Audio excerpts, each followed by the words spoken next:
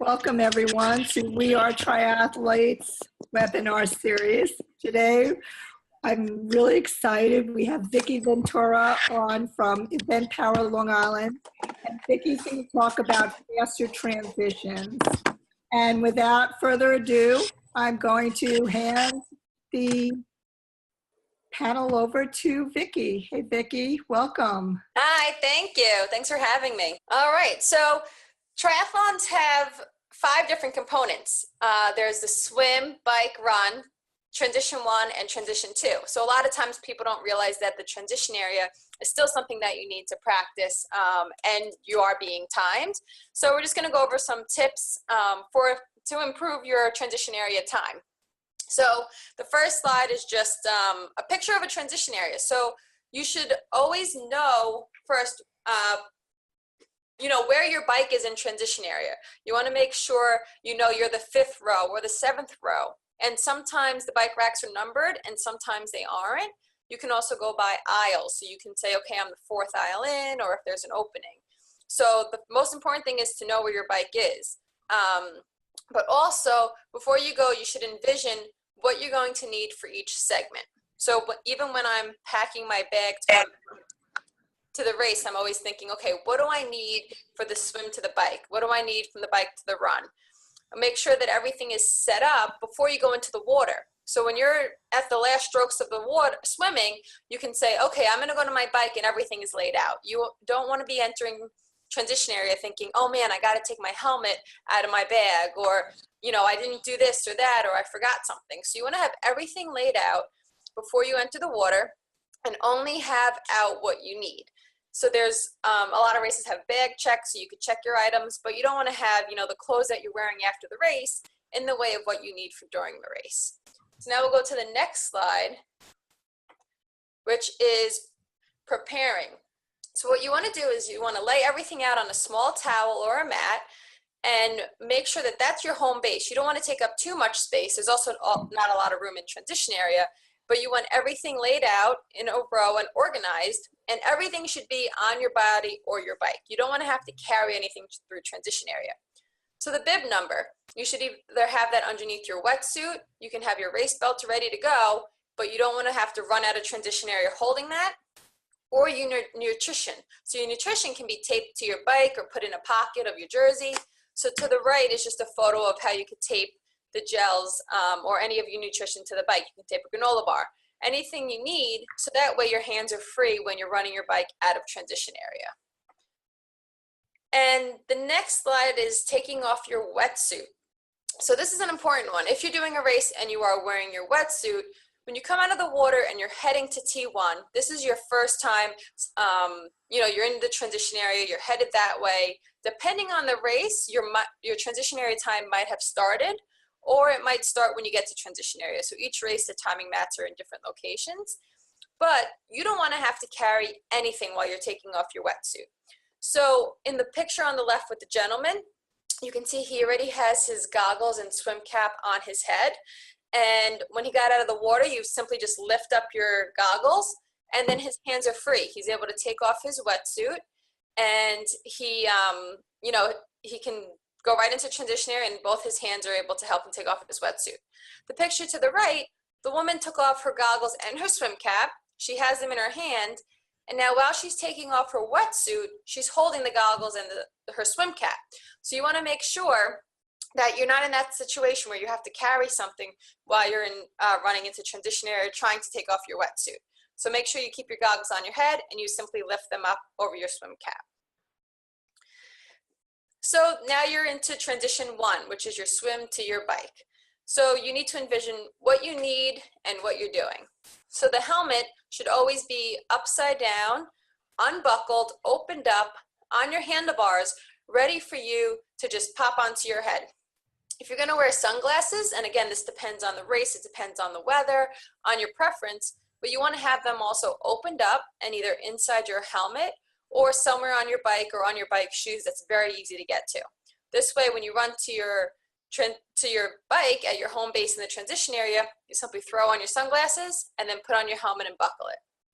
Your bike shoes, as you see in the picture, the bike shoes are the first ones on the towel laid out. You don't want to have to go over your run shoes to get your bike shoes. So if you're wearing bike shoes, some people bike in sneakers, you want to have them ready to go and opened. If you wear socks, it's optional, depends on the distance of the race. You want to have your socks ready to go right in the bike shoes. And all numbers should already be affixed on the appropriate spots. So some races have numbers to go over the frame of your bike, and some races have numbers for the front of your helmet. You want all of that ready to go, so all you have to do is grab your bike off the bike rack. And you want to know what to expect on the course. If you know that right away you're running out of transition area onto a downhill, you want to have your gear set for that. If you know you're coming out of transition area going on an uphill, you want to have that gear set as well.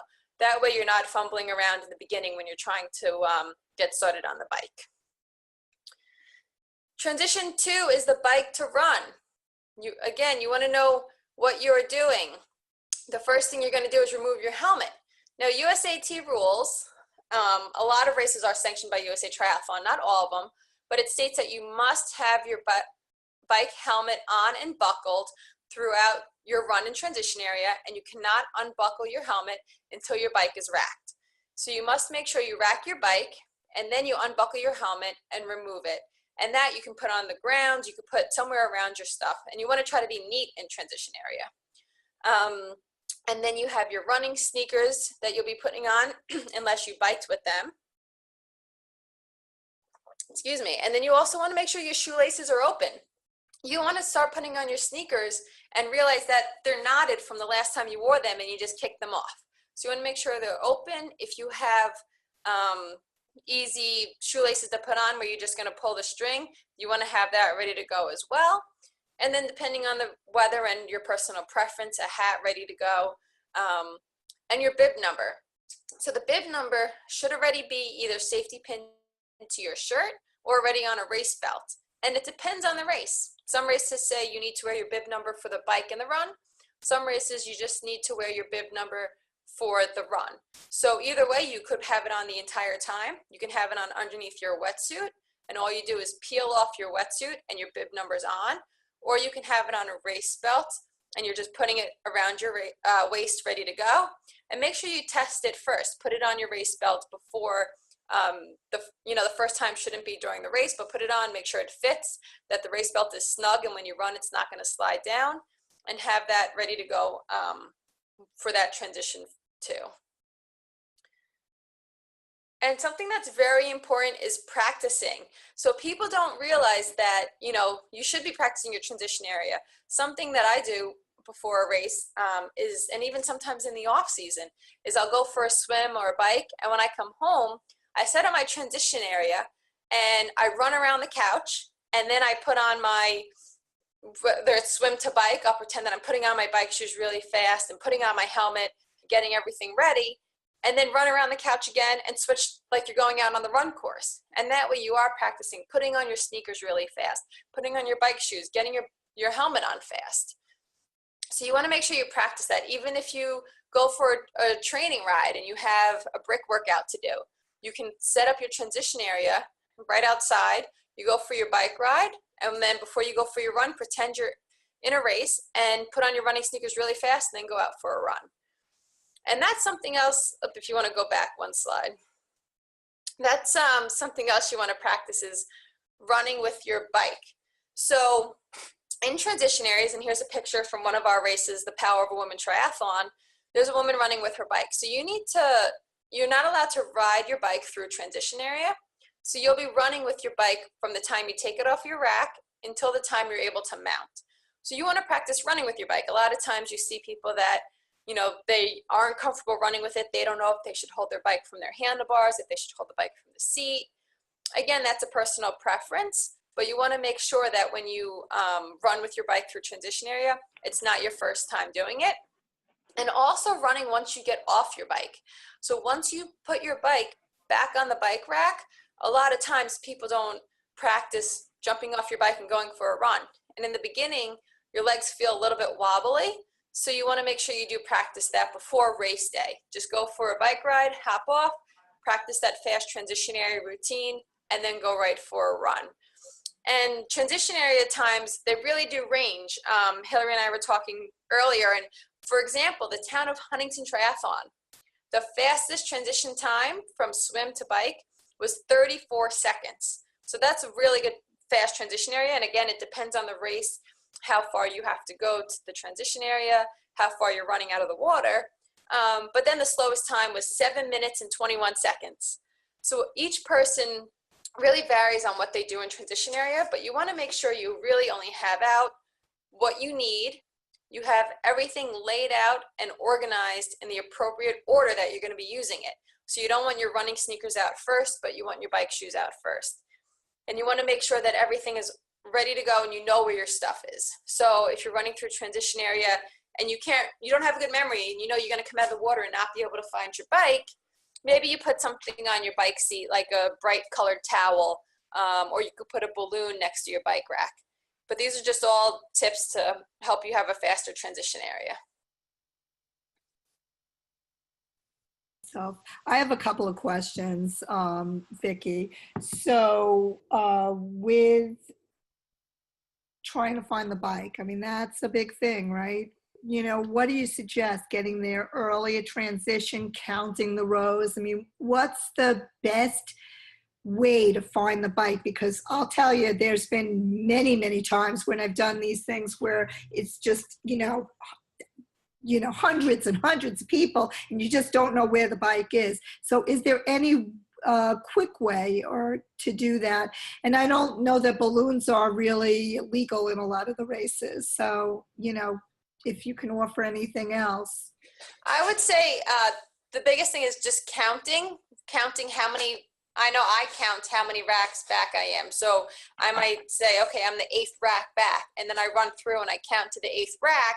And then on that rack, I could usually, I remember where I put my bike, but some people can't. So something you can do is you can put like a pink or green or some bright colored, just a washcloth on your seat. So when you're running through a transition area, you can see, okay, there's a pink washcloth, that must be my bike. And you know, okay, I'm the 8th row back. So you go back 8, and even if you lose count around 7 to 10, you'll be able to see that something on your bike seat. It's also, I think, better to be in the front, right? Like by the row, you know, sometimes you're like cooped in the middle. So yeah, the best spot is the end of the transition area on the first, on the end of the rack. But some races do have pre-assigned spots that you need to go in, and you might be the last, you might be stuck right in the middle. So if you have a choice, the best is on the end, and that's usually first come, first serve. So if you get to a race early and you can rack anywhere, then people usually pick the end, so that way you know where you are, you can grab your stuff, and you don't have to pass anybody down the aisle. So do you have a question? Anybody? I do. Hello? Yeah, cool. Yeah. Am I ready to go? Okay. Yeah. Okay. Yeah. Transition is one of my favorite topics, and I'm a master at it, if I do have to say so myself.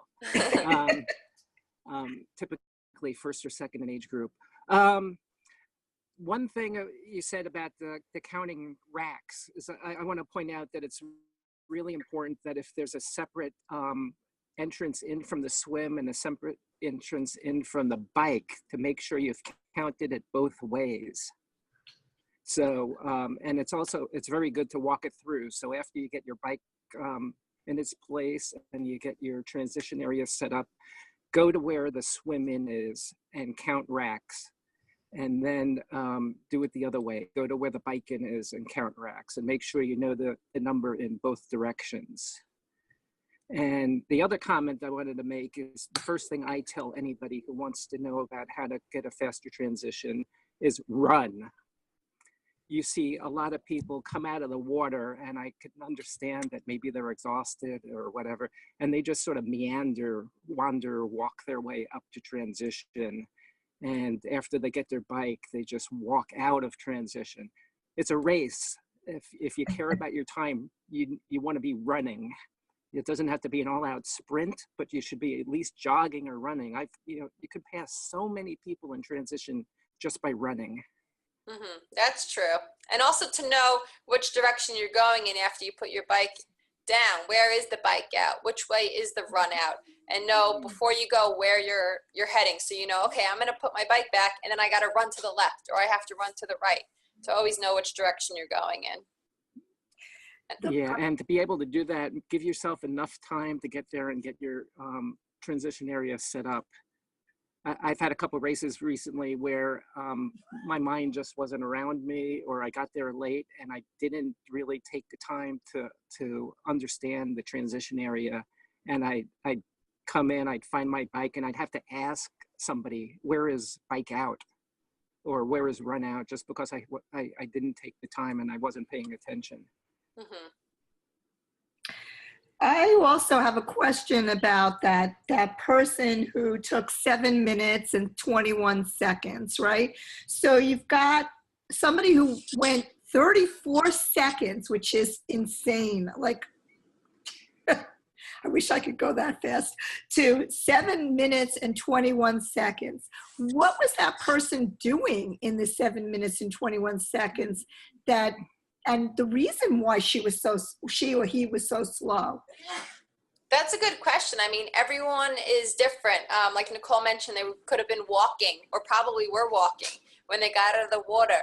And then maybe they didn't have their helmet already unbuckled, and every second adds up. And they could have had, to take the time to have a nutrition or a bar, which you could be doing while you're biking. Many times people kind of move in and they have a seat with them, or a chair or something, and they sit down, and then you dry your feet and you put your socks on and your shoes on. And transition area should really be quick, and you're not going on vacation, you're just in the transition area, so you don't want to bring a suitcase. We've seen people wheel suitcases in. You just want to bring what you need. And when I say we, I'm with EventPower, and we produce 11 triathlons and duathlons a year. So we're always seeing people in and out of transition area. We see about 5,000 athletes a year. And a lot of people, they bring suitcases on wheels, they bring chairs. And unfortunately, we have to say, okay, you can't move into transition area. You're going to have to move everything out of the area. But again, you don't need to dry your feet. And it's a race. And if you're trying to decrease your time, you don't need the socks. But again, make sure you practice without socks. Some people need to wear the socks so they don't get blisters. But if you don't need them, skip them and throw your shoes right on.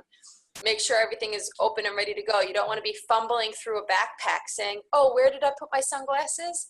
So you want everything laid out. And so a person with the 7:21 time was probably just taking their time, walking through transition area, sitting down on a stool.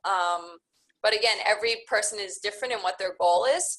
And if you're looking to get the fastest transition area, just be a minimalist.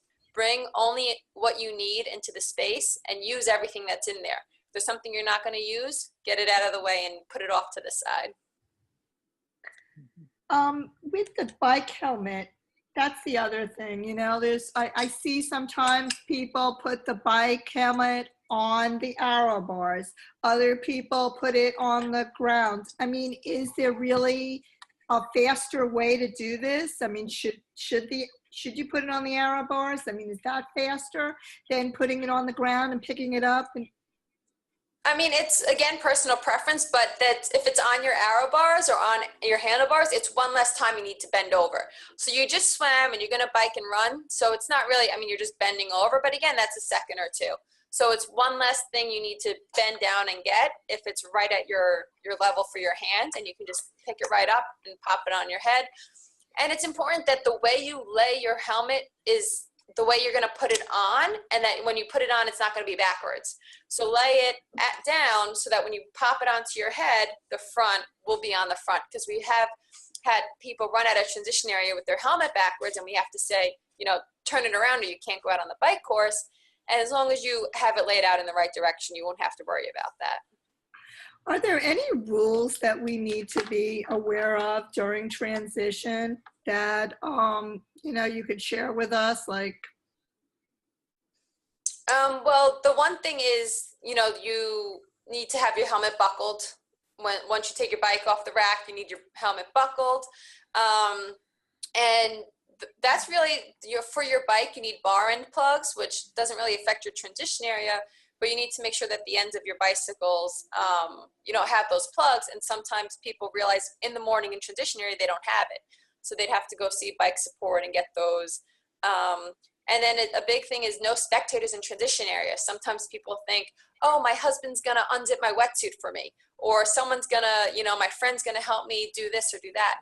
No spectators can help you. So you need to know that, or need to practice taking your wetsuit off, being able to put your arm behind you and unzip your wetsuit, and know that you can't have outside help.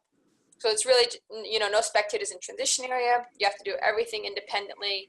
Another racer could help you because they're in the race as well, but an outside person can't help you. So if somebody hands you a gel as you're coming out of transition, that's illegal? Yeah, you need to have everything in your transition area space and have everything on your own, except if it was at like a hydration station where, you can have a friend say, all right, I'm going to leave stuff for you at the hydration station, and then you can pick it up there. Does anybody have any other questions? I'll unmute. Anybody else have any questions about transitions and fast transitions? I'm going to stop. Do you want to talk a little bit, Vicki, about some of the events that are coming up? You have your website and email over here on the contacts screen, but I'm going to stop share now. So if anyone has any questions, they can email me. There's the EventPower website. So as I mentioned, we put on triathlons throughout Long Island. We do running races as well. So starting in March, we have a 10-mile run, and then we have triathlons from sprint, Olympic, and half iron distance races. We have duathlons and a 5K at a vineyard, which is a fun run. So our next race is June 24th. We have the Town of Huntington Triathlon. It's a sprint race. That's a great one. It's has a challenging bike course. It's hilly and technical, which people really enjoy that. And then we have a 5K run at Duck Walk Vineyard, where you get a complimentary wine tasting after. We have the Lighthouse Triathlon in July, which is in Montauk. And you finish, it's one of the best finish lines around. You finish uphill at the historic lighthouse, and the after party is at the lighthouse overlooking the water, the ocean.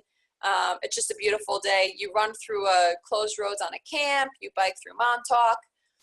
In August, we have the Smith Point Triathlon, which I always recommend is a great first-time triathlon. It's a short 500-meter swim. You swim with the current, so we decide that route in the morning, which way you're swimming.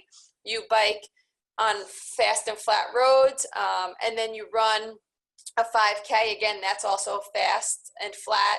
No, there aren't any hills except you go over a bridge. So the one bridge is the little hill. So people like that race, and you finish at the beach. And then in September, we have the Mighty Hamptons Triathlon, which is the longest running Olympic distance triathlon in the country. That race has been going on for 38 years. And it takes place in the Hamptons. It's beautiful. We have yoga the day before. We're going to have a race briefing the day before with pro Danielle Sullivan, who has won the race before. We've had a lot of professionals participate in that race, including Dave Scott, Scott Tinley, Karen Smyers. And then that's September 9th. And then September 30th is the Festival of Races in Montauk. And we have a sprint, Olympic, and half iron distance all in one day. That's a lot of fun. Last year it was the Northeast Collegiate Championship with over 1,100 people. And then in October, we have a duathlon and a running race. So we really have a variety of races, but if you have questions on anything from swimming, biking, or running pointers, or, if I don't know the answer, I'll get you in touch with someone that does. Well, thank you so much, Vicki. Really appreciate you being on to let us know about faster transitions. Hopefully we will have much, much faster transitions this year. And we appreciate your help. And I'm sure if there's any questions, anybody can, email you on Facebook as well. Sounds great. Thank you very much. Thanks for having me.